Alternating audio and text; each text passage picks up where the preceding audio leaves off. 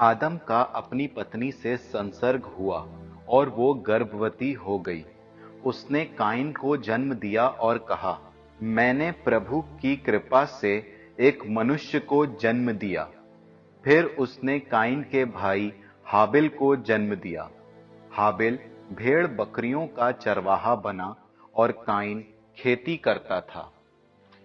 कुछ समय बाद काइन ने भूमि की उपज का कुछ अंश प्रभु को अर्पित किया। हाबिल ने भी अपनी सर्वोत्तम भेड़ों के पहलौठे मेमनों को प्रभु को अर्पित किया। प्रभु ने हाबिल पर प्रसन्न होकर उसकी भेंट स्वीकार की, किंतु उसने काइन और उसकी भेंट को अस्वीकार किया। काइन बहुत क्रुद्ध हुआ और उसका चेहरा उतर गया। प्रभु ने काइन से कहा, तुम क्यों क्रोध करते हो और तुम्हारा चेहरा उतरा हुआ क्यों है?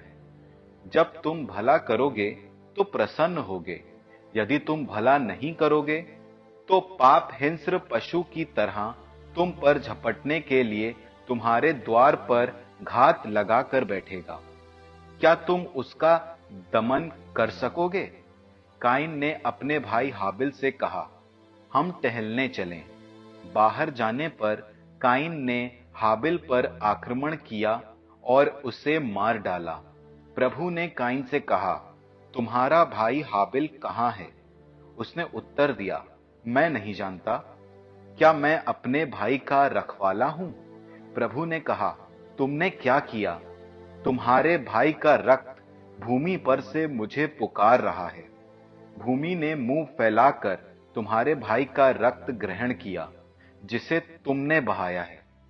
इसलिए तुम श्रापित होकर उस भूमि से निर्वासित किए जाओगे।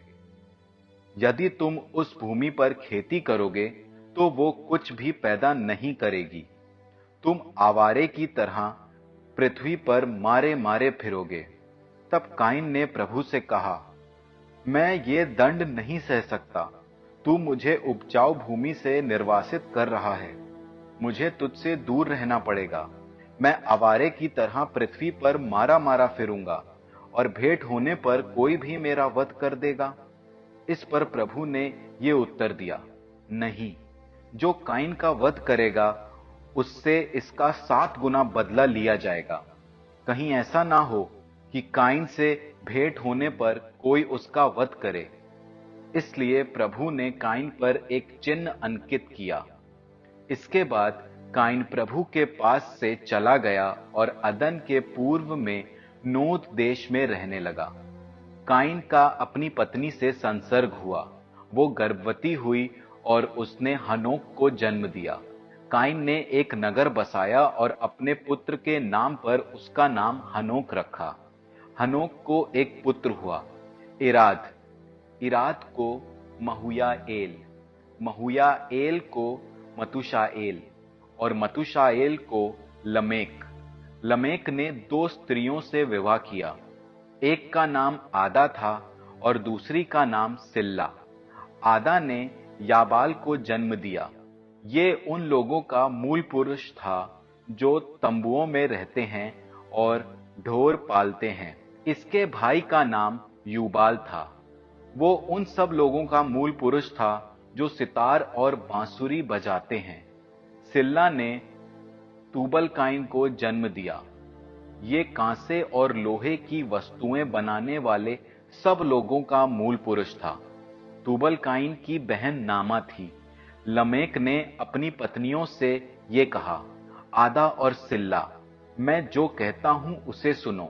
लमेक की पत्नियों, मेरी बात पर ध्यान दो। मैंने उस पुरुष का वध किया है जिसने मुझे घायल किया था, उस नवयुवक का जिसने मुझे मारा था। यदि काइन का बदला 7 गुना चुकाया जाएगा तो लमेक का 77 गुना। आदम का अपनी पत्नी से फिर संसर्ग हुआ। उसने पुत्र प्रसव किया और उसका नाम सेत रखा। उसने कहा, काइन ने हाबिल का वध किया, इसलिए प्रभु ने उसके बदले मुझे एक अन्य पुत्र प्रदान किया। सेत को भी पुत्र हुआ। उसने उसका नाम एनोश रखा। उस समय से लोग प्रभु का नाम लेने लगे।